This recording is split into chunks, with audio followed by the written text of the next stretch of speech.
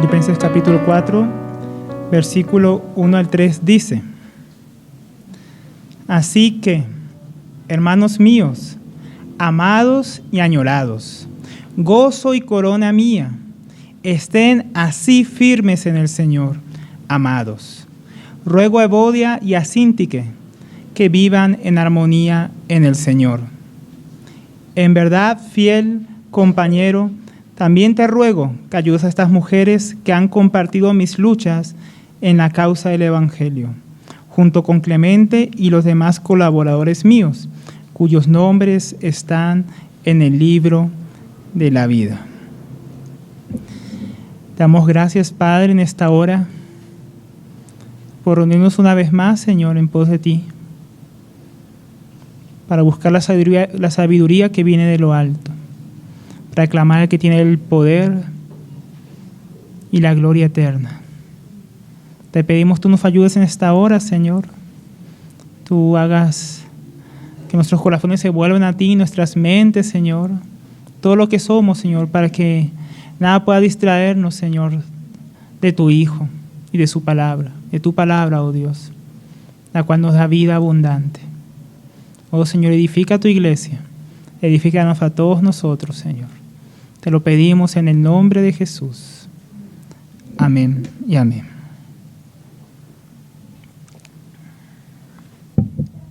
Entonces, hermanos, la última vez estuvimos hablando de la importancia de seguir el ejemplo de Cristo y de aquellos que viven conforme al mismo Señor Jesucristo. Veíamos que Pablo hablaba que teníamos que imitarlo a Él. Vimos que ese imitar a Pablo realmente es imitar a Jesucristo, seguir el ejemplo de Jesucristo. Porque realmente todos los cristianos estamos llamados a ser ejemplos. Ejemplos de aquellos que viven conforme al Señor que les ha salvado y que les ha dado la vida eterna. También vimos como Pablo muestra a aquellos que no son ejemplos, que son los enemigos de la cruz. Aquellos que viven sensualmente, que tienen su mente solamente en las cosas de aquí en la tierra, que se enorgullecen de aquello que debería darles vergüenza de su propio pecado. Y vimos que ellos van a la condenación. Y al contrario de ellos, nosotros que somos ciudadanos del reino de los cielos, comprados por la sangre de Cristo, que anhelamos la próxima manifestación de nuestro Señor cuando Él venga en su segunda venida, estamos siendo purificados por esta esperanza que tenemos en Él y estamos, al contrario que estos enemigos de la cruz, que van a la condenación, yendo a la gloria, a la vida eterna con nuestro Señor, donde Cristo completará su obra en nosotros, Él será formado en nosotros y nuestros cuerpos serán transformados. Y ahora hoy nos estamos introduciendo apenas en el capítulo 4, ¿no? Entonces aquí en el capítulo 4, así como en el capítulo 3, veíamos que había como 3 temas principales que se repetían todo el tiempo, que era el pasado del creyente, su justificación, el presente, su santificación, su futuro, que es la glorificación. También hay varios temas en el capítulo 4 que vamos a estar viendo. Primeramente vamos a ver acerca de la paz tanto externa como interna, tener una mente que reposa en la paz del Señor. También vamos a ver un poco del contentamiento en medio de aquellas cosas que el Señor nos provee para nuestras necesidades. Y también vamos a ver un poco sobre la generosidad. ¿Está bien? Entonces, hoy, como estamos comenzando apenas, como decíamos, el capítulo, en estos pasajes que acabamos de leer, vamos a ver algo que ya viene siendo mencionado varias veces en esta epístola, ¿no? Que es acerca de la unidad, ¿no? Ya hemos visto la unidad desde el capítulo 1, lo hemos visto en el capítulo 2, hemos visto el ejemplo de Cristo que está usando Pablo para llevar a la iglesia a la unidad, hemos visto el ejemplo que nos da Cristo de cómo seguirle, el cual enseña Pablo y muestra otros ejemplos, pero hay un tema, un trasfondo que viene en toda la carta y Pablo no lo toca hasta ahora. Nosotros hemos venido mencionando varias veces a Evodia y a Síntique cuando hemos hablado de la unidad. Pero hasta ahora Pablo recién va a entrar en el tema. En este tema viene como preparando el camino con varios temas, viene tratando varios asuntos para que cuando llegara a esta parte, él pudiera entrar directamente en el tema ya sin dar muchas explicaciones. Él quería ser específico, porque tal vez Evodia y Síntique pensaban que todo eso que Pablo venía hablando de la unidad no era sobre ellas, era sobre otros, ¿no? Así somos nosotros también a veces, ¿no? Entonces Pablo quería que quedara claro que él sabía que había un problema y que él ahora quería entrar en ese problema. ¿Por qué? Porque este problema que aparecía entre Ebodia y Síntique estaba afectando la iglesia. Entonces Pablo escribe una carta a toda la iglesia en Filipos y viene tratando al principio ese tema de la unidad, pero ahora va a entrar en este asunto de manera más importante. Y él va a abordar el tema del conflicto, ¿no? Este conflicto que había entre dos hijas de Dios. Vamos a ver un poco lo que es tratar las diferencias o los problemas o los conflictos con aquellos que no son de Cristo y ver la diferencia como Pablo aquí trata estos conflictos que surgen en la iglesia diferentes. ¿Por qué? Porque aquí se trata de hermanas, ¿no? Hay una forma de tratar los conflictos con los lobos, con los falsos obreros, y hay otra forma de tratar los conflictos entre hermanos dentro de la iglesia. O sea, vamos a ver en estos cortos versículos bastantes asuntos prácticos que nos pueden ayudar como iglesia que está creciendo, que está siendo edificada en el Señor, porque todos tenemos que aprender a resolver aquellos conflictos que surgen en medio nuestro, entre hermanos, ¿no? Entonces vamos a comenzar en el versículo 1. Volvemos a leer así el versículo 1 que dice: así que, hermanos míos, amados y añorados, gozo y corona mía, estén así firmes en el Señor, amados. Entonces, qué bonito como se introduce aquí el apóstol Pablo. En muchas cartas se puede ver la profundidad del apóstol Pablo, ¿no? En Gálatas uno puede ver, digamos, una parte seria, cómo él trata directamente con los enemigos de la cruz, cómo él no pierde mucho tiempo en saludar, ese ánimo de Pablo, ese corazón ardiente por la defensa del evangelio y contra las herejías. En otros podemos verlo tratando temas más doctrinales. En Filemón o con Tito, con Timoteo, podemos ver también un poco cartas personales, pero todos los eruditos coinciden en que esta es la carta donde más Pablo deja ver su corazón. Y estos primeros versículos dejan ver ese amor nuevamente que hemos mencionado varias veces en esta carta, porque esta es la carta donde tal vez se pueda ver más la profundidad de Pablo, más cómo él ama a los cristianos, cómo él ama a la iglesia, como también se puede ver un poco en cómo él trata los asuntos con los corintios.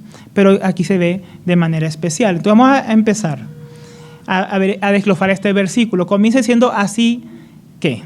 Acá tenemos una introducción que conecta el pasaje anterior, lo que Pablo viene hablando anteriormente, con lo que va a hablar. Porque dice, así que, por tanto que él venía hablando de lo último, si se acuerdan, que somos ciudadanos del reino de los cielos, que hemos tener una esperanza, que hemos anhelar que el Señor vuelva y esperar esa promesa de que vamos a ser glorificados. Entonces, por causa de que somos ciudadanos del reino de los cielos, él va a tocar lo siguiente: por causa de que tenemos una esperanza de la gloria del Señor, estamos en una carrera de santificación con vista de llegar al fin, a una meta, que es Cristo formado en nosotros, que es nuestros cuerpos transformados, la vida eterna con Él, en gozo. Entonces, así que, hermanos míos, Él está contando que somos ciudadanos, pero no solamente somos ciudadanos, también somos hermanos. No solamente somos aquellos que corren juntos una carrera como miembros del mismo pueblo, bajo un mismo estandarte, yendo a una misma ciudad, sino que aparte de esto somos hermanos. Pablo dice, ustedes son mis hermanos, pues también son hermanos entre ustedes. Él quiere realzar este asunto por lo que él va a tocar ahora, ¿no? Este asunto de la división, de estos problemas que había en la iglesia. Hay una unidad entre los cristianos por causa del reino de Dios y una lealtad al rey. Pero, como venimos diciendo, también hay una hermandad. Miren lo que dice Efesios capítulo 2, versículo 19.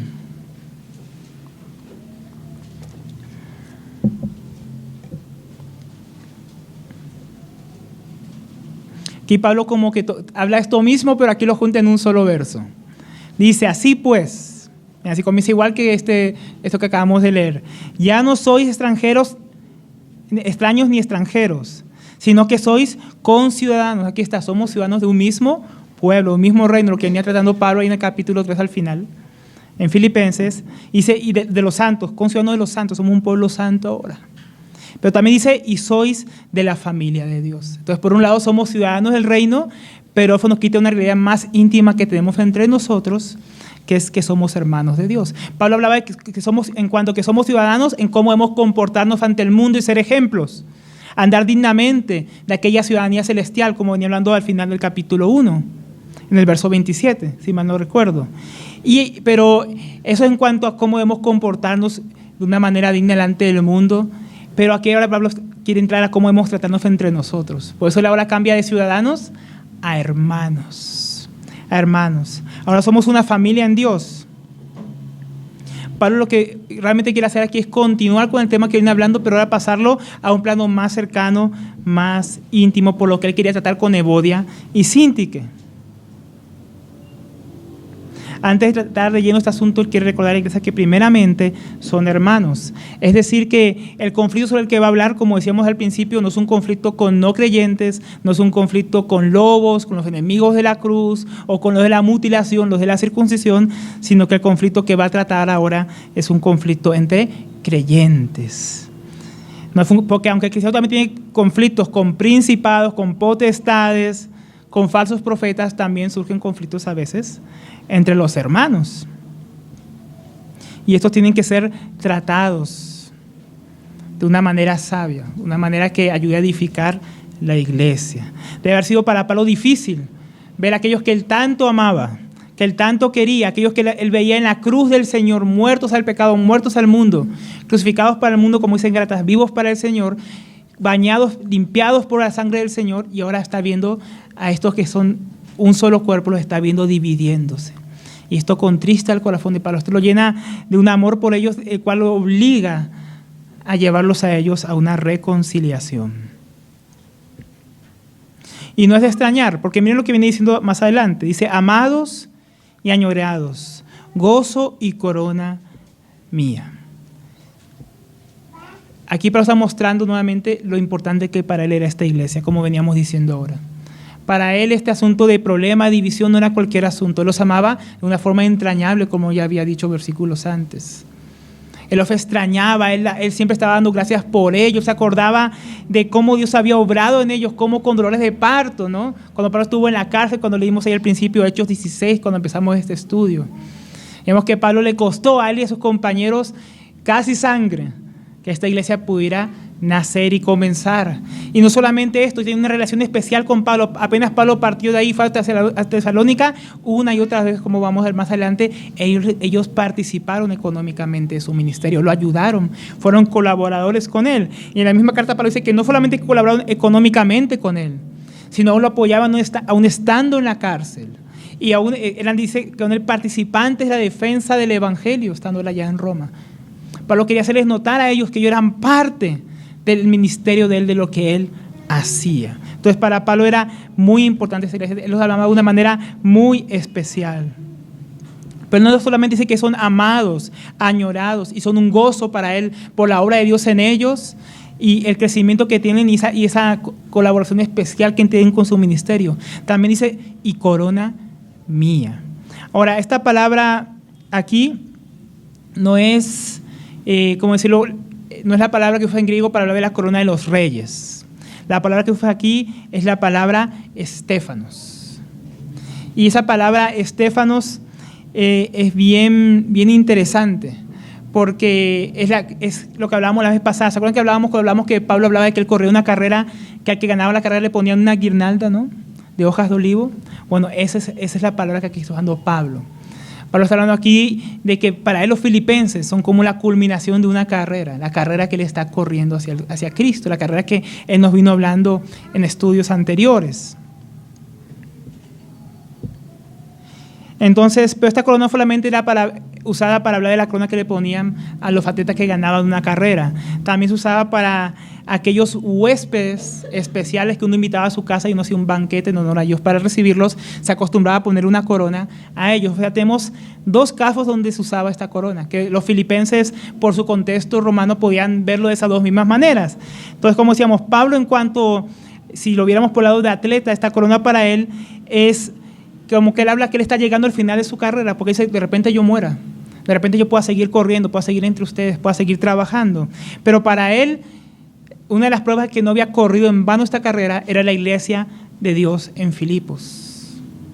Para él, si él se presentara delante de Dios, si él muriera, se presentara delante de él y dijera, terminé mi carrera, él podría apuntar a los filipenses y decir, Señor, te he servido, mira, aquí hay un fruto para ti, la iglesia en Filipos. Si lo vemos por el lado de la celebración, podríamos verlo de la forma escatológica de lo que Pablo viene hablando al final del capítulo 3, acerca de la venida del Señor. Si lo viéramos por ese lado, cuando el Señor venga, si no llegaba primero muriendo por el Señor, ahí como mártir, él esperaba que cuando el Señor viniera y se hiciera la gran celebración celestial, para él en esa celebración celestial, los filipenses fueran delante del Señor para él como una corona, que mostrara aquel trabajo arduo que él había hecho por amor a Cristo en medio de su iglesia. Pero ¿qué hay de nosotros, hermanos? ¿Qué hay de nuestra corona? Porque esto también tenemos que aplicarlo nosotros. Para Pablo, ellos eran una corona para él. Sea que él muriera o sea que el Señor viniera, ellos fueron una corona de celebración o de victoria. Pero ¿y nosotros? ¿Qué hay de los esposos? ¿Será que nosotros podemos presentarnos algún día delante del Señor y presentar a nuestra esposa como una corona, una mujer a la cual hemos servido, hemos purificado por medio de la palabra, a la cual hemos amado como Cristo a su iglesia, y presentarla pura delante del Señor? ¿Será que los esposos podremos hacer eso? ¿Será que esa será nuestra corona como esposos cuando nos presentemos al Señor? ¿Y qué hay de las madres? Son esposas y tienen hijos o tienen hijos. ¿Qué hay de ellas? ¿Podrán presentar a sus hijos como corona y decir: yo crié a mi hijo en tus caminos, yo le enseñé tu palabra, yo lo formé en tus caminos? ¿Podrán los solteros presentar su juventud como una corona, una vida que ellos gastaron por el Señor, que invirtieron en Él? Y decir: Señor, yo no desperdicié mi juventud en cosas vanas, sino que la gasté por ti. ¿Podremos presentar nuestra juventud delante del Señor de esa manera, cuando estemos delante de Él? Y aquellos que estamos en el ministerio, que servimos al Señor en cualquier manera, ¿podremos decir que corrimos fielmente la carrera y ser coronados delante del Señor, mostrando frutos de nuestro ministerio para la gloria del Señor por lo medio de lo que Él hizo por su gracia en nosotros? Nosotros tenemos que preguntarnos si estamos haciendo lo que debemos hacer. Pablo estaba seguro de que la obra que él había hecho con los filipenses no era en vano y que él recibiría recompensa cuando se encontrara con el Señor, y que la iglesia sería como una corona delante del Señor, una corona para Pablo. Y nosotros, hermanos, en toda nuestra vida, en todo lo que hacemos, esa obra en la que el Señor nos está usando, que el Señor nos ha puesto a cargo cada uno según sus capacidades, ¿estamos llevando frutos? ¿Será una corona o será un dedo acusatorio el día que nos presentemos delante del Señor, mostrando que no hicimos lo que debíamos hacer? ¿Será una corona marchita o será una corona de gloria eterna delante del Señor? Luego dice, en la segunda mitad del versículo, ¿no? Dice: así que, hermanos míos, amados y añorados, gozo y corona mía, estén así firmes en el Señor, amados, ¿no? Qué tremendo que al comenzando y acabando dice amados, ¿no? Nuevamente aquí mostrando su corazón por ellos el apóstol. Pero no solamente hay amor por ellos en su corazón, también hay exhortación. Y aquí hay una exhortación, como ya viene exhortándolos acabando el capítulo 1, en el versículo 27, aquí viene a exhortarlos nuevamente y dice: así, estad así firmes, estén firmes. Entonces aquí un consejo: miren si están firmes o procuren estar firmes, estén firmes. Es imperativo que ellos estén firmes. Él ya había hablado de esta firmeza también en el capítulo 1, si se acuerdan, que vamos a estar firmes, unánimes, combatiendo juntos por la causa del Evangelio. Pero él nuevamente dice que debemos estar firmes. ¿Por qué? Por el asunto que va a tratar más adelante. Ante la realidad de los enemigos de la cruz, si lo viéramos por ese lado que él viene hablando hace poco de eso, debemos estar firmes ante las falsas doctrinas, ante aquellos que quieren introducirse y contaminar la iglesia. Sea que nos quieran llevar nuevamente a la ley o nos quieran llevar al libertinaje, ¿no? Como los judaizantes o como los libertinos. Debemos estar firmes ante estas acechanzas del enemigo. Entonces, cosas importantes en las cuales debemos estar firmes, cada uno, ¿no? Podríamos aquí estar firmes en la palabra, estudiándola cada día, leyéndola. Debemos estar firmes en la oración, también dice las Escrituras, pero también debemos estar firmes en la comunión. Y Pablo aquí está nuevamente hablando de que tienen que estar firmes, porque aunque uno puede estar firme en la doctrina, aunque uno puede estar firme en la vida espiritual, a veces donde fallamos no es con Dios, sino con los hombres. A veces procuramos estar bien con Dios, pero tenemos problemas de comunión unos con otros. Y ese es el asunto que Pablo va a tratar. Es imposible estar firmes para decir en Filipos, si están bien en la doctrina, están perseverando en el Señor, están colaborando en el proceso del Evangelio, pero tienen problemas entre ellos y tienen conflictos. Eso ya no es estar firmes. Esta palabra firmes, Él nos dice que es firmes en el Señor, firmes en Cristo. Acordémonos que ya hemos mencionado antes que esta fue una frase muy paulina, que aparece bastantes veces en la Biblia, Pablo hablando de esto, como más de 60 veces, si mal no recuerdo. Pablo menciona estar firme, estar en Cristo, ¿no? Estar en el Señor, porque esta firmeza, hermano, que vamos a hablar, no es fuera de Cristo, no es en lo natural, no es en nuestras propias fuerzas, no es como nosotros queramos, es en Cristo. Y esta palabra firmes es la misma palabra que Pablo usa en Efesios 6, cuando dicen que acabando todo estemos firmes en el día malo, que nos pongamos la armadura de Dios para estar firmes, ¿no? Esta palabra firmes es de un uso militar y se refería a que cuando se ganaba una posición, los soldados debían mantenerla y no ceder esa posición, sea como atalaya, o sea en un campo de batalla. Ellos avanzaban con sus escudos y debían quedarse en esa posición que habían ganado firmes, sin retroceder. Tampoco era una posición que había que avanzar, era una posición ya ganada. Así en Cristo, hermanos, el cristiano está en una posición que Cristo ya ha ganado. Como hablábamos al principio de la epístola, que dice que somos los hagios, los santos de Dios. Somos puestos en una posición en Cristo. No fuera de Cristo, en Cristo. Y esa posición que Cristo nos ha dado como hijos, como gente justificada, que está en santificación vía la gloria. Esa posición el cristiano debe no ganarla, porque Cristo ya la ganó, pero debe mantenerla. Pero aquí había algo en lo que la iglesia estaba retrocediendo, por causa del conflicto que había entre Evodia y Síntique. Pues algo que Pablo dice, estén firmes porque no están firmes en este momento, están retrocediendo, están volviendo atrás porque hay un conflicto entre ustedes que está amenazando la iglesia. Si esto no fuera importante para Pablo, si no fuera algo tan importante para la iglesia, Pablo no estaría tocándolo en una carta pública, pero lo está haciendo por causa de que esto es importante para la iglesia.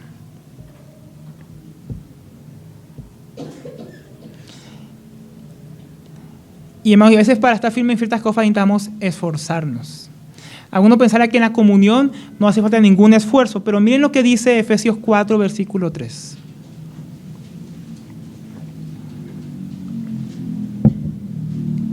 Acordémonos que estar firmes es retener aquello que ya hemos recibido. Y aquí Pablo habla acerca de esta unidad, de esta comunión que tenemos en el Señor. Dice, esforzaos por preservar la unidad del Espíritu en el vínculo de la paz. Entonces, aquí hay varias cosas importantes que mencionar. Primero, aquí nos está diciendo, fabriquen el vínculo de la unidad, el vínculo de la paz, fabríquenlo. ¿No? Acá nos dice que la unidad cristiana puede ser fabricada por nosotros. Aquí todos podemos reunirnos y procurar la unidad y no tenerla. Porque, hermanos, no es un asunto natural, un asunto simple de reunirnos en un estadio cristiano para hacer un concierto para la gloria de Dios y juntar un montón de denominaciones ahí y ya hay unidad. Eso no es unidad necesariamente. La unidad dice aquí que ya nos ha sido dada. Por eso Pablo habla de estar firmes, de mantenerse en ella. Pero no solamente este mantenerse, hermano, no es un mantenerse pasivo. Es un mantenerse activo. Fue una unidad que es en Cristo y fue una unidad que dice aquí que debe uno esforzarse para mantener esa unidad, para guardar la unidad que ya se recibió. Entonces, esto de guardar la unidad, hermanos, no es algo espontáneo, que nos nace así, quiero guardar la unidad en el Señor. Si fuera así, tan fácil, hermanos, qué maravilla, qué mundo tan ideal. Pero cuando vemos el mundo real, no se parece a esos ideales. No es algo que se mantiene o se guarda de manera automática. Pablo dice que debemos esforzarnos en guardar la unidad y que esto va a requerir, hermanos, que uno ceda, que yo sea humilde, que yo muchas veces tenga que renunciar a ciertas cosas por causa de la unidad en el Señor. Así que debemos guardarlo en el vínculo de la paz. Una paz que a veces, hermanos, requiere sacrificios, porque hay cosas, hermanos, que destruyen la paz, que destruyen la unidad, pero es por causa de nuestra carne y por causa de nosotros. Entonces no podemos conservar esta unidad en la carne. Tampoco podemos conservarla en una falsa espiritual, en una pasividad. Esas no son formas de conservar la unidad. Algunos piensan que estar en paz es que nadie me hable, yo no hablo a nadie, entonces estamos todos en paz. Para muchos es así, ¿no? No, tú calladito, yo calladito, no hablamos y así estamos en paz, la llevamos bien. Así para muchos es mantener la unidad, hermano. El fondo es mantener la unidad. Eso es falso. Y eso puede ser un engaño. Eso puede ser una falsa unidad, donde estamos todos juntos, pero unos contra los otros. Pablo ya venía hablando en el capítulo 2, si mal no recuerdan, en los primeros versículos, que esta unidad requiere humildad, escuchar uno al otro, ponerme en lugar del otro, poner a otro antes que a mí. Y lo que pienso yo en segundo lugar, no siempre en primer lugar. Primero escuchar lo que otros tienen que decir también. Y eso es difícil, hermano. Yo reconozco que para mí es difícil. A veces alguien está hablando y yo ya estoy interrumpiéndolo para acabar la frase. Soy muy impaciente. Y a veces somos así, ¿no? Impacientes. Porque lo que está diciendo el otro ya nos está sacando la piedra y antes que comience a hablar. Y tal vez no es lo que estamos pensando, ya estamos atacando, ya estamos defendiéndonos. Entonces, mantener esa unidad, ese esforzarse, hermanos, es un esfuerzo verdadero, porque a quién no le cuesta retener su lengua. ¿Quién no le cuesta frenar su corazón, su mente? Para no pelear, para no discutir vanamente, ¿no? Hay cosas por las que hay que discutir. Y hay cosas, hermanos, por las que deberíamos quedarnos callados, sufrir el agravio, ser humildes, dejar pasar ciertas cosas y avanzar en el Señor. Pero eso es difícil. Pablo también venía hablando que justamente esta unidad se rompe muchas veces cuando algunos buscan su propio lucro personal, la vanagloria, porque no están buscando el bien de otros, sino el suyo propio. Y esto, hermanos, entonces requiere un sentir humilde. Hemos tenido un sentir humilde para que el Señor obre en nosotros, a semejanza de Cristo, que es lo que luego Pablo habla en el capítulo 2. Él pone como ejemplo de ese renunciar a la vanagloria, renunciar a buscar lo de uno propio, poner lo demás por delante de uno, ser humilde, tener mansedumbre. Todo eso que Pablo viene hablando, luego él pone el ejemplo de Cristo. Acordémonos que eso no era un simple discurso teológico, era lo que ponía Pablo. Pablo ponía el ejemplo de humildad de Cristo, ¿se acuerdan? El ejemplo de cómo él se humilló a sí mismo, teniendo la razón, para salvar a otros por el bien de otros. Esa es la forma, hermano, que debemos esforzarnos por el bien del Evangelio, por el bien de la causa del Señor, por el bien del pueblo de Dios. Muchas veces tenemos que sufrir para guardar esa unidad en el vínculo de la paz.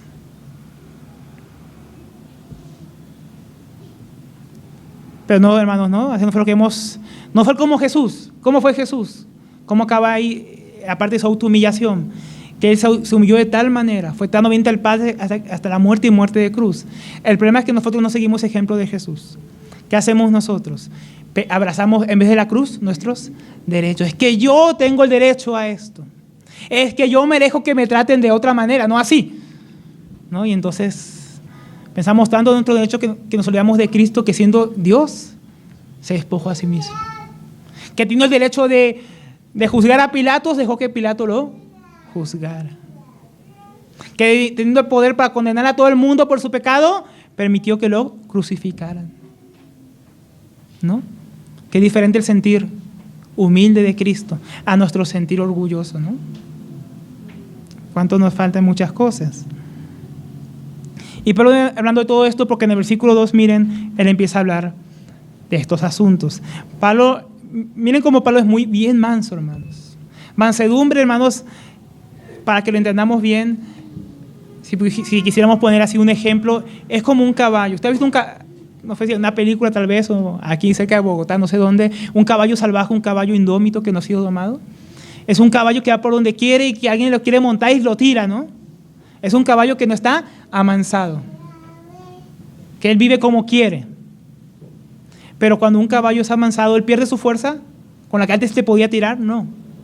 Él ha sido amansado, por lo cual ahora otro puede estar encima de él, pero no perdió su fuerza ni su vigor para tirarte al suelo. Así mismo, hermano, es la mansedumbre. No es que no tengamos de repente sí los derechos, no tengamos cierta autoridad, no tengamos ciertas cosas según donde estemos, desempeñarnos como esposos, en el trabajo, en la iglesia, tengamos posición, oficios, dones. Eso no nos los quita nadie porque nos lo ha dado el Señor, pero es usarlo de una manera, hermanos, donde nosotros no pisoteemos a otros. No usemos la fuerza que a veces supuestamente tenemos para dañar a otros, sino que mansamente, humildemente podamos estar con otros, dejarnos tomar por el Señor para servirle a Él. Y eso es importante porque miren cómo habla aquí Pablo, dice ruego. Él era apóstol, hermanos.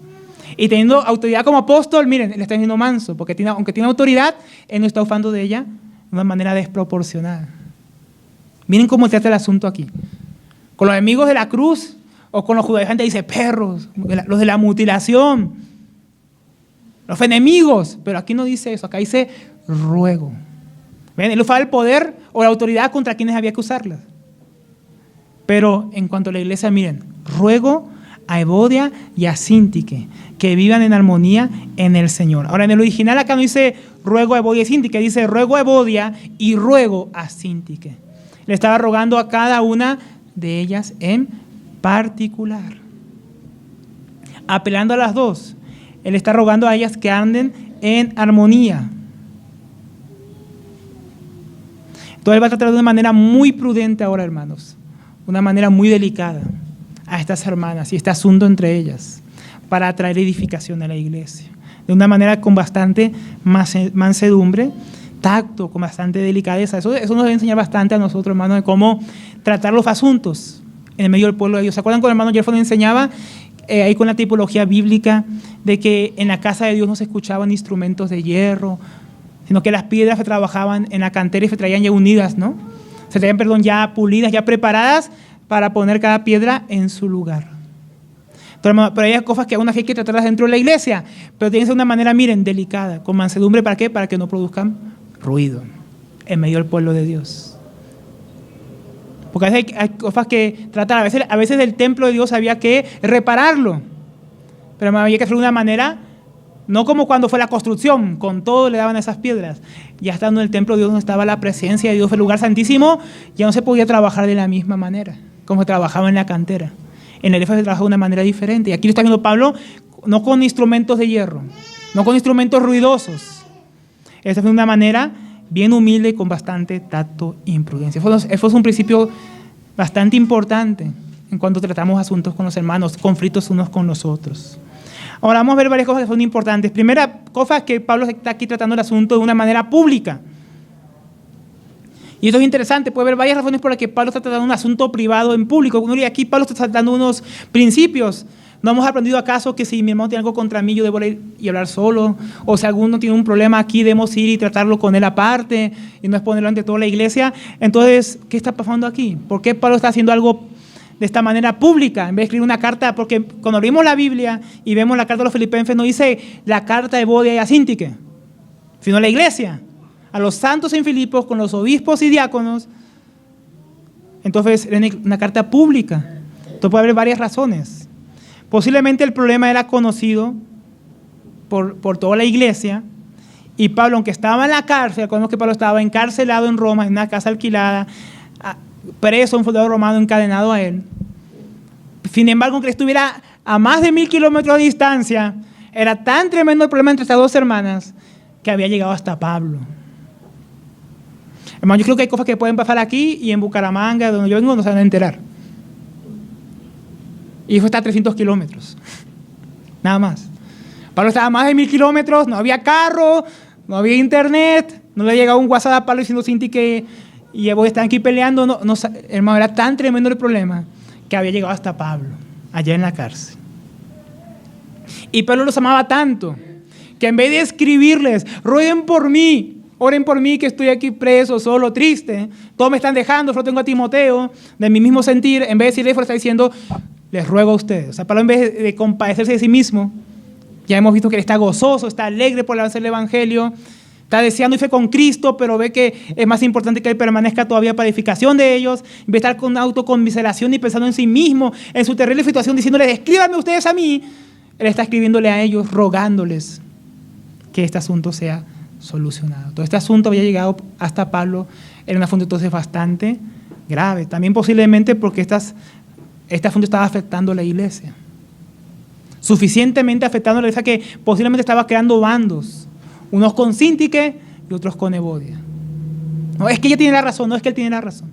Qué peligroso tomar bandos en la iglesia, hermano. Eso no ayuda a solucionar muchas veces los problemas. Y posiblemente esto estaba causando tanto problema en la iglesia que entonces Pablo dice, tengo que escribirlo en una carta pública. Una carta pública. Y otra razón podría ser que tenía que exhortarles públicamente por el mal ejemplo que estaban dando a toda la iglesia. ¿No? Él habló de buenos ejemplos, Timoteo y Epafrodito. Él habló de muy perversos ejemplos, judaizantes. Habló de los enemigos de la cruz. Y ahora ellas también están viendo un mal ejemplo. Entonces, él tiene que tratar esto de manera pública. Pero, como a ver, Pablo trata este tema de una manera, aunque es público, lo trata de una manera, como decíamos, bien delicada, bien prudente. Porque ya Pablo en Filipenses capítulo 1, versículo 15, él hablaba del mal ejemplo pero porque fueron hermanos también de una manera prudente. En ese caso no dio nombres porque posiblemente no los conocían y no afectaba a los filipenses. Nos dice, algunos a la verdad predican a Cristo aún por envidia y rivalidad. Pero también otros lo hacen de buena voluntad. Estos lo hacen por amor, sabiendo que he sido designado para la defensa del Evangelio. Aquellos proclaman a Cristo por ambición personal, no con sinceridad, pensando causarme angustia en mis prisiones. Entonces miren cómo Pablo aquí trata un asunto, otra vez, entre cristianos. Él está diciendo que fue un enemigo de la cruz, judaizante. Dice, ellos están predicando a Cristo y él dice más adelante que aún se goza con eso, con que Cristo fue predicado. Y no se puede entrar mucho en detalles y entrar en problemas con ellos, ni a tratar el asunto de una manera así desaforada. Pero luego Pablo trata otros dos asuntos de una manera diferente. Pablo expone públicamente a los judaizantes, los llama perros, los llama los de la mutilación, ¿no? A estos que tanto quieren que se circunciden los hermanos, los llama enemigos de la cruz, más adelante a los que son del libertinaje, los denuncia también, y vemos que Pablo no ahorra ni con ninguno de estos dos enemigos palabras, bien diferente a cómo trató con aquellos que predicaban por envidia o por ambición personal. Porque, hermanos, como decíamos la vez pasada, cuando hay gente peligrosa para la iglesia, cuando hay enemigos infiltrados, usted va a ver que de repente alguien se para aquí y va a tener que denunciarlos públicamente y exponerlos. ¿Por qué? Porque la iglesia debe ser guardada. Los santos deben ser guardados. Como decíamos, un pastor, hermano, tiene un callado, pero también tiene una vara. Callado para traer la oveja cerca y a veces disciplinar a la oveja con la vara. Pero, hermano, también tiene una bolsa con piedras para los lobos. A los lobos se las tira. Entonces, cuando usted vea que estamos tirando a un enemigo de la cruz, hermano, no se escandalice. Pablo, aquí como podemos ver, lo hacía y también el Señor Jesucristo lo hacía. Pero, otra vez volviendo aquí al asunto de Boy y Sinti, que Él lo hace de una manera con amor, con paciencia, con mansedumbre, que es la manera que nosotros deberíamos tratar como decíamos, los problemas entre nosotros. Ruego. Miren que dice Gálatas 6, versículo 1, de cómo vamos a tratar los problemas si somos espirituales unos con los otros. Gálatas 6, versículo 1, dice, hermanos, aun si alguno es sorprendido en alguna falta, ¿no? Faltas van a ocurrir en medio de la iglesia, hermanos, pecados, problemas. Vosotros que sois espirituales, redarguidlo en el espíritu de mansedumbre. Como está aquí haciendo Pablo con ella, la está exhortando públicamente. Puede sonar muy suave lo que está haciendo Pablo, pero como es algo público, es una exhortación para ellas. Las pone en evidencia. Vosotros que sois espirituales, redarguidlo en el espíritu de mansedumbre, mirándote a ti mismo, no sea que tú también seas tentado. Entonces, ¿cómo hemos tratado esos problemas que surgen entre hermanos, los pecados, los ciertos conflictos que puede haber en medio de la iglesia? Aquí está diciendo con mansedumbre, con un espíritu de humildad, sabiendo que en aquel pecado, en aquello que el hermano me ha fallado a mí, o ha fallado la iglesia, o ha fallado el Señor, yo también puedo fallar. ¿Cómo quiero ser tratado por la iglesia? ¿Cómo quiero ser redarguido cuando yo esté pasando por una situación tal vez parecida? Cuando yo tenga que ser corregido. Porque, hermanos, todos somos aquí discípulos. Y todos los discípulos tienen que ser disciplinados. Tienen que crecer en la disciplina del Señor, como es en la disciplina, hay una disciplina para edificación, pero también una disciplina para corregir lo que está torciendo. Entonces, ¿cómo quisieras que te digan las cosas, hermano? De una manera amable, con amor, que te muestren pero obviamente diciéndote la verdad, porque eso hablábamos que es amor. Pero ¿cómo decimos la verdad? ¿Cómo Pablo aquí está diciendo la verdad? ¿No? No como lo dijo a los enemigos de la cruz o a los judaizantes. Lo está haciendo aquí rogando, con amor, con mansedumbre. Acerca de cómo el liderazgo debería corregir estos asuntos. Dice en 2 de Timoteo 2, 24 al 26. Y el siervo del Señor no debe ser rencilloso, sino amable para con todos, apto para enseñar, sufrido, corrigiendo, miren, tiernamente a los que se oponen. Tremendo, ¿no? Eso ¿qué está haciendo aquí Pablo? Corregir tiernamente a Evodia y a Síntique. Tiernamente a los que se oponen. ¿Por qué? Por si acaso Dios les conceda que se arrepientan. El arrepentimiento que conduce al pleno conocimiento de la verdad. Y volviendo en sí, recapacitando, que es lo que Pablo quería que aquí pasara, escapen del lazo del diablo, habiendo estado cautivos en Él para hacer su voluntad. Hermano, a veces cuando nos metemos en esos conflictos nos damos cuenta y estamos sirviendo a Satanás y no al Señor. Y necesitamos un hermano que venga en amor, en mansedumbre, tiernamente, pero que nos venga a decir las cosas para que despertemos a nuestra realidad y nos demos cuenta, hoy estoy corriendo en el camino equivocado. Me desvié en la carrera. En vez de correr hacia la santificación, estoy corriendo a la inmundicia, al pecado nuevamente, a un conflicto, sirviendo al diablo en medio de la iglesia. Porque hay gente que sirve al diablo sin querer en medio de la iglesia. Acordémonos de Pedro, ¿no? Que fue reprendido por el Señor, porque sin darse cuenta, se le estaba poniendo al Señor en algo que él tenía que hacer, que tenía que ir a la cruz, y él se lo puso. Y Cristo reconoció que era Satanás hablándole. Él se dejó utilizar por Satanás. Cristo tuvo que redarguirlo, tuvo que decirle la verdad, aunque fuera la fea, pero se la dijo en amor. ¿Para qué? Para que Pedro volviera a insistir a cuenta, oye, ¿qué estoy diciendo? Estoy actuando contra la voluntad del Señor. Ruego a Evodia y a Síntique que vivan en armonía en el Señor. Entonces, no solamente les ruega, trata su asunto tiernamente y así diremos hacerlo nosotros. A diferencia de cómo se deben tratar a los falsos, obreros, a los maliciosos, a los malvados. Acá dice Pablo, que vivan en armonía en el Señor. Entonces, esa palabra armonía es la palabra froneo, de donde viene también la palabra sinfonía. Entonces, Pablo se refiere aquí, como también traduce en la Reina Valera, que tengan un mismo sentir, un mismo pensar. Aquí esta palabra nos va a entender es como cuando los instrumentos, hermanos, en una sinfonía justamente, fueran todos acordes, en su tiempo.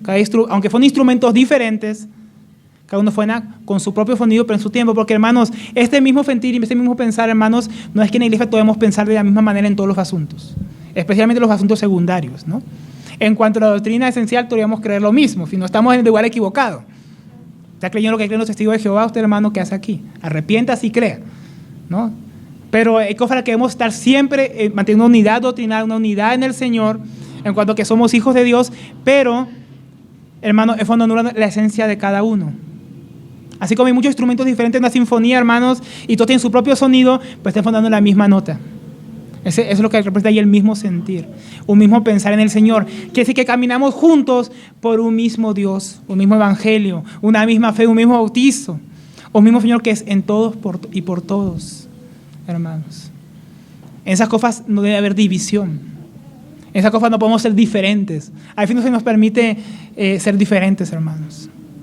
Te viste diferente, come diferente, va a lugares diferentes seguramente, pero aún así tiene un compromiso con el Señor Jesucristo, que los une al resto de los hermanos, en un vínculo, en el Espíritu.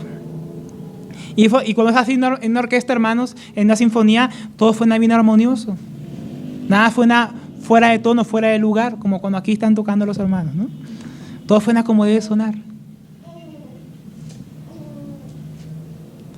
¿Por qué? Porque nosotros debemos dejarnos dirigir, hermanos, por el director de esta sinfonía, que es Jesucristo. Tenemos un solo director, hermano, una sola cabeza, aunque seamos un cuerpo con muchos miembros, con muchos órganos, que cada uno tiene que hacer su propia función, pero en armonía trabajan ¿para qué? Como los órganos del cuerpo trabajan en armonía, para que todo el cuerpo esté vivo y funcione, así nosotros en Cristo, para el avance del Evangelio, el avance del reino de Dios, caminar juntos, correr a su gloria. Lo contrario de eso, hermanos, es una cacofonía. ¿A qué le suena? ¿No, hermanos? Es cuando una sinfonía, hermanos, suena terrible. Cada instrumento suena cuando le place, cuando no tiene que sonar, la nota equivocada, unos se adelantan, otros se atrasan, y al final eso en vez de traer una armonía y un sonido plácido, hermanos, trae ganas que uno cierre los oídos, uno quiere escuchar, se levanta y diga, devuélveme el tiquete, lo que pagué para entrar ahí, ¿no? Entonces eso es lo que hacemos nosotros, no dejamos que Cristo nos dirija, que no corremos en pos de lo que es importante, lo que es del Señor, y empezamos a correr cada uno por nuestro lado, hermanos. Y fue en armonía. Entonces Pablo los llama a ellas a que entren a la armonía en el Señor, a que estén siguiendo el sentir del Señor, la voluntad del Señor, porque si están siguiendo la voluntad del Señor, van a estar haciendo lo mismo, aunque cada uno tenga que hacer cosas diferentes, aunque cada una de ellas tenga dones y llamados diferentes. Porque posiblemente ya eran líderes en la iglesia, eran mujeres de influencia, porque más adelante Pablo dice que ellas colaboraron con él, junto con Clemente, en el avance de la obra del Evangelio. Entonces de repente cada una quería imponerse como líder, entre las hermanas, Entre las diáconas, quién sabe, no sabemos cuál era el problema. Bien interesante que no pongas cuál era el problema explícitamente, porque eso deja abierto para que nosotros pensemos en cualquier problema que pudiera surgir entre nosotros. Como el Espíritu Santo dejó eso ahí abierto, para que sin importar cuál sea el problema, nadie puede decir, no, es que este problema es tan grave que no podemos tratarlo con ternura, o con amor, o con paciencia, o con mansedumbre. El Señor no lo dejó ahí. Pero el Señor sí dejó ahí que deben ser en armonía. Esa armonía en el Señor, ese seguir la voluntad del Señor, va a traer nuevamente la unidad. Miren lo que dice Pablo en Efesios 4, versículo 15 al 16, acerca de esta armonía, de esta unidad de trabajo, de servicio, de crecimiento. Efesios 4, 15 al 16.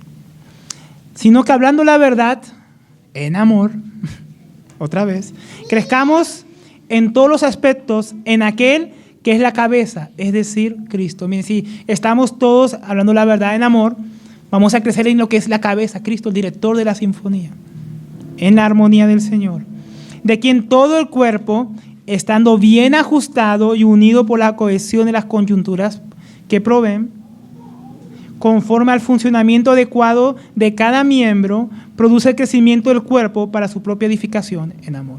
¿Se dan cuenta? Dice que todos debemos hacer lo mismo. No dice que la armonía es eso, que dice que la armonía es que cada uno, según la parte del cuerpo que es, funcione adecuadamente como miembro para traer ese crecimiento en la iglesia, hermanos. Entonces aquí la iglesia de Filipos no estaba creciendo, no estaba en firmeza como debía, porque había dos mujeres que se han recordado hasta el día de hoy por sus conflictos, que estaban trayendo falta de armonía en la iglesia, por lo cual no estaban haciendo lo que debían hacer como miembros, cada uno en su lugar, y la iglesia no estaba pudiendo crecer en edificación, en amor, como debía. Qué importante es la armonía entre nosotros, ¿no, hermanos? Sin armonía entre nosotros no podemos crecer, no podemos avanzar, no podemos estar firmes. Y el enemigo va a aprovechar para colarse y meter de lo suyo. Y vamos a dar lugar al diablo entre nosotros. Entonces vamos a estar en armonía. Entonces Pablo está rogando a ellas que dejen de estar cada uno en su propio sentir, en su propio pensamiento, buscando lo de ellas, lo que cada uno de ellas quería para sí misma, o la visión de ellas propia. No podemos caminar con diferentes visiones.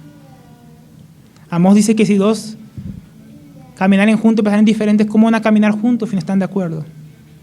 ¿No? Debemos tener armonía, debemos pensar en aquello que es importante, hermanos, para pensar lo mismo, en aquello que es del Señor. Y podemos traer armonía y crecimiento. Ahora, esto que pasaba entre ellas, hermanos, no fue algo solamente de ellas o de aquella época. Totalmente es una aplicación para nosotros. Porque, hermanos, surgen hoy en día problemas en medio de la iglesia del Señor, entre hermanos. Hermanos, mientras más crece la iglesia, adivine qué, más conflictos, más problemas, más discusiones, más sentires diferentes, que van siendo que deben ser moldeados, deben ser trabajados para llegar a un mismo sentir.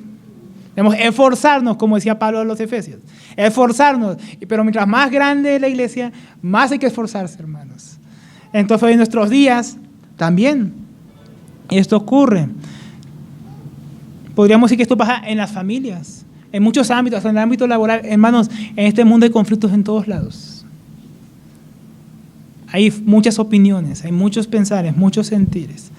Entonces, algo normal que surjan los conflictos. Pablo lo dice en 1 Corintios 11, 18 al 19.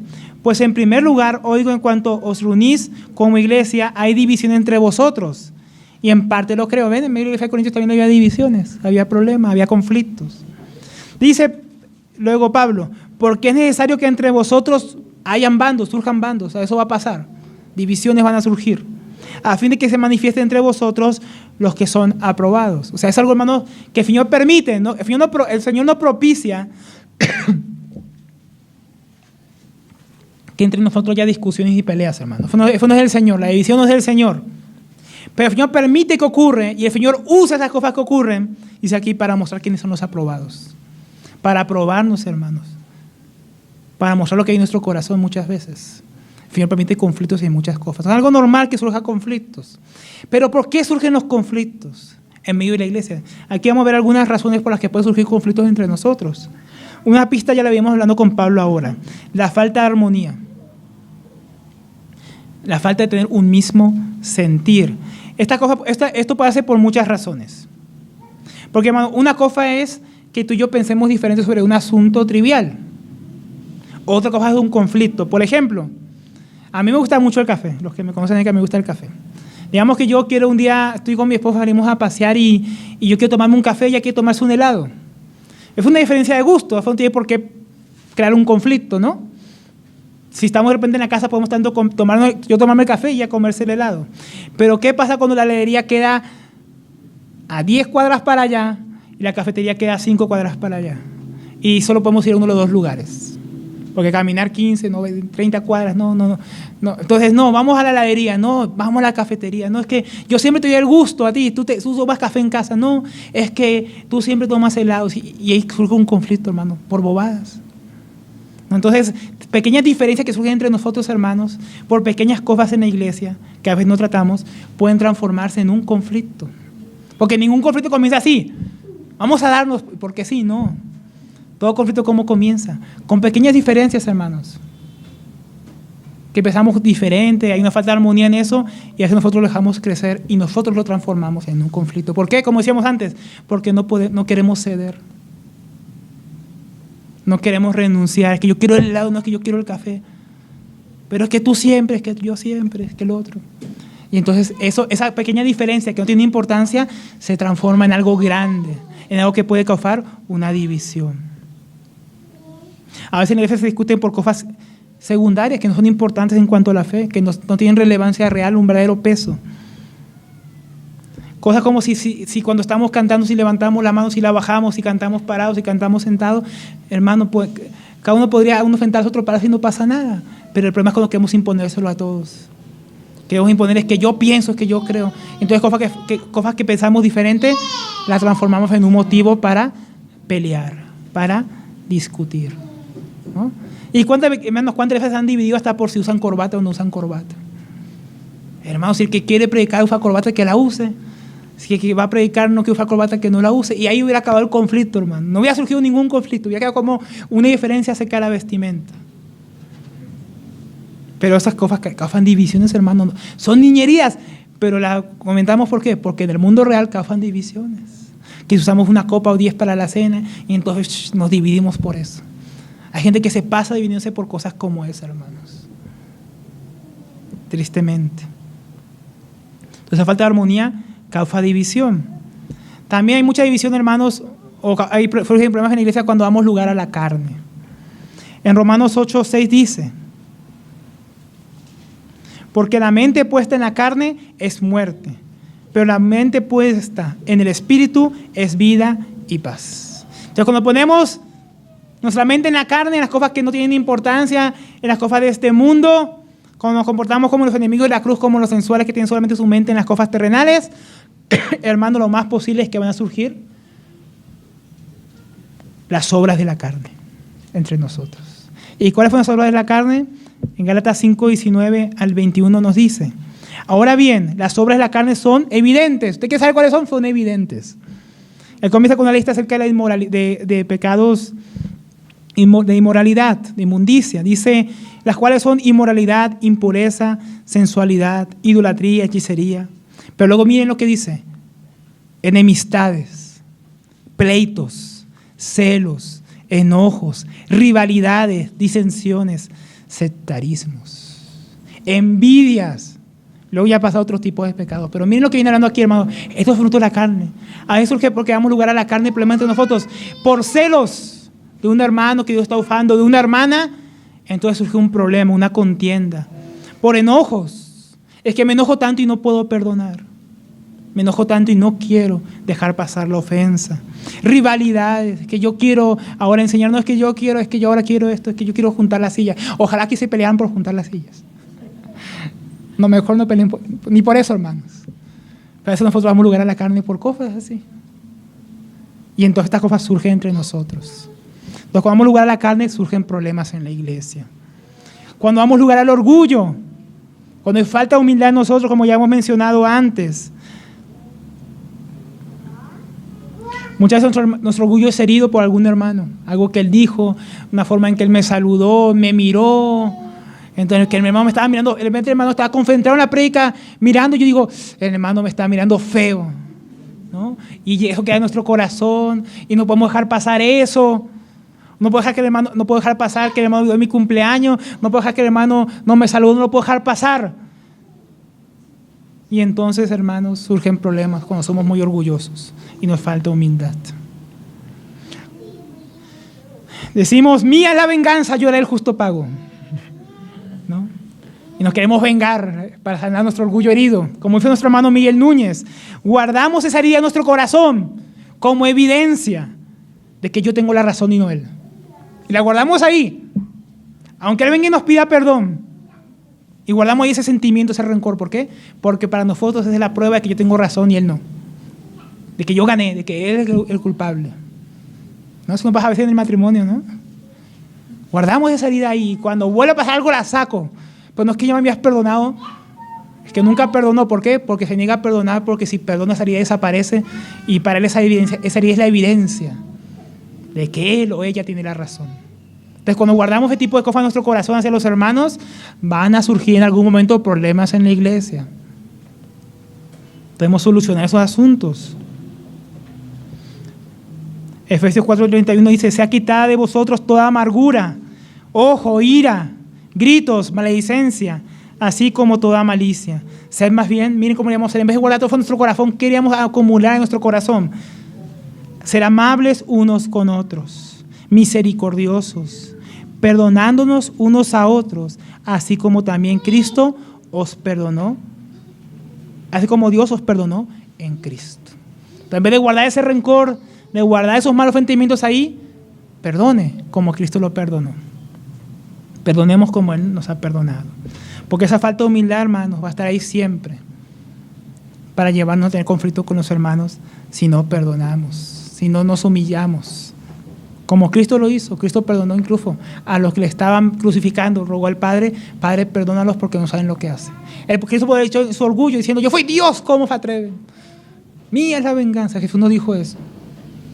Jesús dijo, Padre, perdónalos. Jesús perdonó en la cruz a los que le habían ofendido. Y no fue orgulloso, tampoco debemos serlo nosotros. Sigamos el ejemplo de Jesús. Cuatro razones por las que puede surgir un conflicto entre nosotros en la iglesia. Los conflictos surgen, hermanos, cuando hay cosas que no se tratan. Cuando cosas ocurren, problemas diferentes ocurren, una situación ocurre y no la tratamos. A veces cuando hay problemas entre cristianos creemos falsamente que ser espirituales es quedarnos callados y guardar eso adentro, ¿no? Mejor no digo nada. Si él me hizo daño, pero yo mejor no digo nada. Está dando un problema, pero yo mejor no digo nada. Hermano, eso no es ser espiritual. A veces ser espiritual es decir, hermano, yo me sentí ofendido por esta razón. ¿Tú qué quisiste hacer cuando dijiste eso?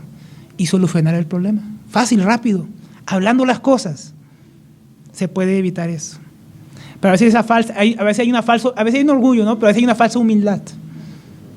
Una falsa humildad, que es más bien una negligencia. No quiere tratar los problemas en la iglesia.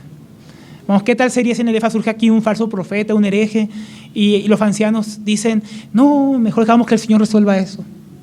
Entonces, ¿sabes el conflicto que se puede formar en la iglesia, la división que puede surgir? Si eso pasa. En muchos lugares a veces surgen problemas doctrinales, y los ancianos, pastores dicen, no, eso va a pasar, eso va a dejar que Dios se encargue de eso. Es que nosotros ¿para qué defendernos? ¿Para qué defender la palabra, el ministerio? Que Dios nos defienda. Y viene el hereje y se lleva la mitad de la iglesia. ¿No? ¿Qué problema, hermanos? Cuando nosotros somos negligentes y no tratamos los asuntos en la iglesia, entonces los problemas y los conflictos van a surgir y van a crecer y se van a agravar. Entonces, cuando surjan problemas en el matrimonio, problemas con los hijos, problemas con los hermanos, ¿qué vamos a hacer? Ir y contarle a Pablo, al hermano Héctor. No, ir y hablar con la persona. Tratar el asunto personalmente. Buscar, entender qué es lo que pasó, por qué se dio eso, porque a veces puede ser un malentendido que puede solucionarse rapidito preguntando, hermano, ¿tú quisiste decirme eso? No, yo quería decir era esto. Y ya. Y acaba el problema, hermanos. Necesitamos de eso. Queda poco tiempo, vamos al versículo 3. 3 versículos, pero nos ha tomado tiempo.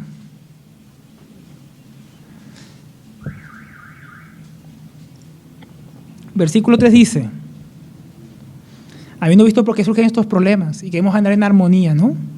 Ahora dice, en verdad, fiel compañero, también te ruego que ayudes a estas mujeres que han compartido mis luchas en la causa del Evangelio, junto con Clemente y los demás colaboradores míos, cuyos nombres están en el libro de la vida.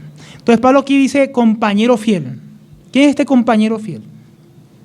¿Quién será esta persona a la que Pablo está pidiendo que ayuda?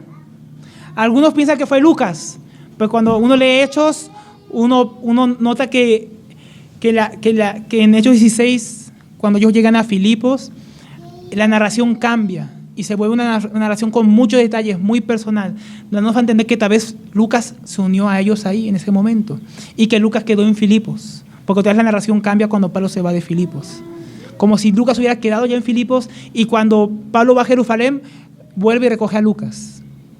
Muchos piensan así, entonces muchos piensan que de repente era Lucas, aquel compañero fiel que se había quedado en Filipos, a quien Pablo está pidiendo ayuda. Otros piensan que es el mismo Epafrodito que llevaba esta carta. Otros piensan que es alguien llamado Sígigo, porque compañero fiel es una palabra en griego que es Sígigo, y algunos dicen que, se llamaba Sígigo. En verdad, Sígigo, también te ruego que ayudes, pero realmente nadie encontraba en los registros antiguos, griegos o romanos que usaban ese nombre Sígigo como un nombre propio. Entonces realmente no sabemos quién es.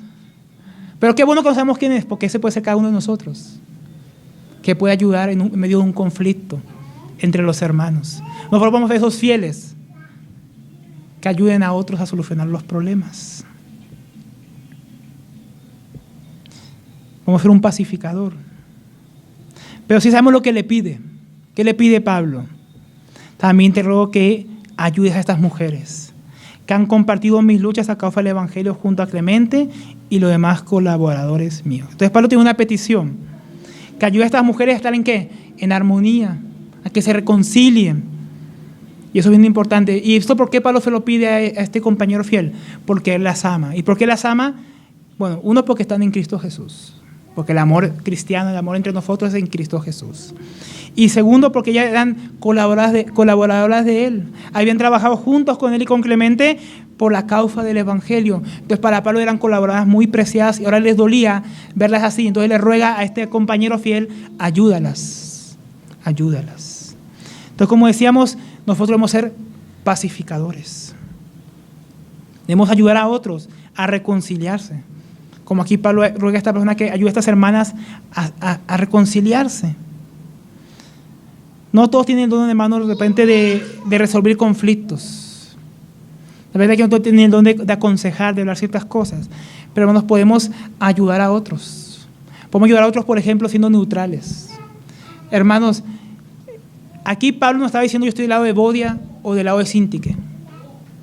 Y seguramente aquí Pablo está rogando en alguien neutral, alguien que podían escuchar todos los hermanos, el cual podía traer armonía en medio de la iglesia en Filipos. Y ser un pacificador, hermanos, es algo que la Biblia recomienda. Parece que son bienaventurados, dice el Señor Jesucristo, En Mateo 5:9 dice, bienaventurados los pacificadores, porque ellos serán llamados hijos de Dios. Somos bienaventurados, hermanos, cuando nosotros, en vez de formar parte de un conflicto, de unirnos a una de las partes del conflicto, decir, no, él tiene razón, no, él tiene razón, en cosas de importancia, nosotros vamos y buscamos que ellos miren lo que sí hay importancia. Hermano, no peleé por eso, hermano, no peleé por eso. Hermano, deberíamos estar obedeciendo a Cristo, siguiendo a Cristo, trayendo armonía en medio de la iglesia, no trayendo división. Esos son hermanos que hacen falta en la iglesia, hermanos. Tal vez usted tenga el don de predicar, tal vez usted no tenga el don de juntar las sillas, pero usted tenga el don de ser un pacificador en medio de la iglesia. Un hermano que trae equilibrio, que trae estabilidad entre los hermanos, que trae comunión, coinonía entre ellos, que Dios lo usa para formar ese ambiente, esa atmósfera que viene de Dios, para guardar ese vínculo, esa paz, esa unidad del Espíritu. Hace falta hermanos así en la iglesia que traigan esa estabilidad, que sean columnas, que sean hermanos que ayuden a resolver las diferencias y no a agravarlas. No hermanos que cuando escuchan un problema, sí, hay que entrarle, hay que hacer eso, vamos contra Pablo, vamos contra el hermano, vamos contra... No, hermanos que digan, ¿será que eso ocurrió? Vamos a solucionar, vamos a preguntar, vamos a hablar con el hermano. Esos son los hermanos que hacen falta muchas veces en medio de la iglesia. Hermanos que paran el chisme, paran la murmuración, no forman parte de ese tipo de conflictos. porque hay que guardar el testimonio de Cristo.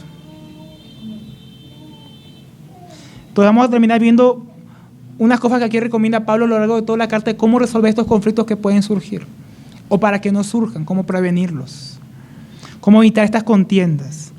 Entonces, podríamos dividirlo en varias partes. Pablo dice, o viene hablando de una mente sencilla. ¿Qué es una mente sencilla? Una mente sencilla no es una mente que no entiende las cosas, que no sabe las cosas, que piensa de una manera descuidada, porque para algunos eso es una mente sencilla. Sencillo es como de cualquier manera, eso no es sencillo, hermano. Sencillo es que es una mente que está enfocada en lo que tiene que estar enfocada. Pablo dice en Filipenses 1:27, solamente comportaos de una manera digna del Evangelio de Cristo. De modo que ya sea que vaya a veros o que permanezca ausente, pueda oír de vosotros que estáis firmes en un mismo espíritu, luchando unánimes por la fe del Evangelio. ¿Cómo ellos iban a estar unánimes? Luchando juntos por la fe del Evangelio, en vez de estar peleando. En Filipos, tienen una mente sencilla, una mente enfocada en el avance del reino de Dios. Entonces, cuando tenemos una mente sencilla, una mente que está siempre enfocada en las cosas esenciales, en las cosas importantes, no vamos a dar lugar ni a la carne, ni a pequeñas diferencias para que escalen a conflictos. Es importante una mente sencilla, una mente adecuada, una mente equilibrada. Eso nos va a ayudar bastante a resolver estos conflictos. Debemos tener una mente humilde, una actitud de humildad, de la cual ya nos dijimos que nos habló en el capítulo 2. Filipenses 2, 3 y 4 dice, nada hagáis por egoísmo o por vanagloria, sino con actitud humilde. Cada uno de vosotros considera al otro como más importante que a sí mismo, no buscando cada uno su propio interés, sino más bien el interés de los demás. Entonces vamos a tener este mismo sentir como en Cristo Jesús, que nos va a hablar del versículo 5 en adelante.